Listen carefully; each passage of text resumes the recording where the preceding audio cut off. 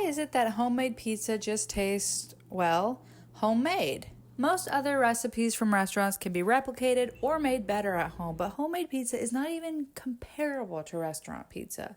This video is going to show you 3 steps to go from boring toasted bread pizza to this ta-da masterpiece.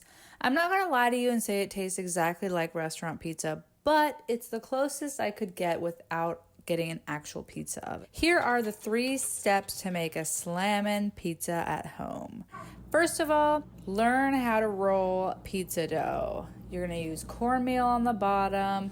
You're gonna form out the crust, roll it as thin as possible. I have a separate video I will link here, but just take the time to learn how to roll out a good pizza dough. Second thing is toppings. Do not go overboard with toppings. It's easy when you are making your pizza. It just feels like there's hardly anything even on here, but trust me, less is better here. I like to use finely shredded mozzarella cheese instead of like the bigger chunks. The more fine the cheese is, the easier it melts, and it gives the final pizza kind of like this bubbly look. And these are the pepperoni cups we like.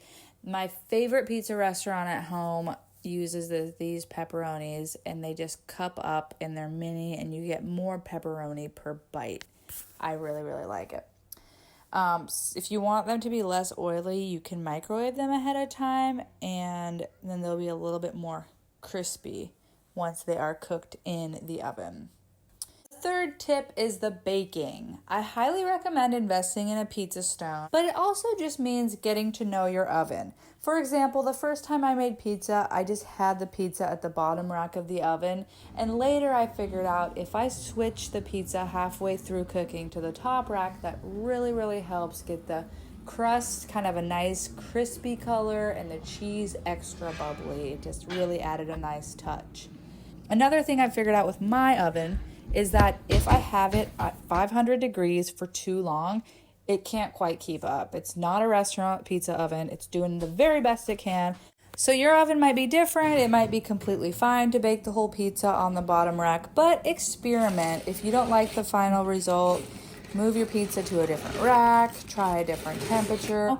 I let the oven preheat to 500. I give it another 15 minutes, and then I work with it from there. Finally, serve your pizza with hot honey. This makes any pizza better, especially a good classic pepperoni pizza.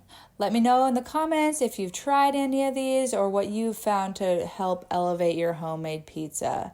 Thanks for watching, and we'll see you next time.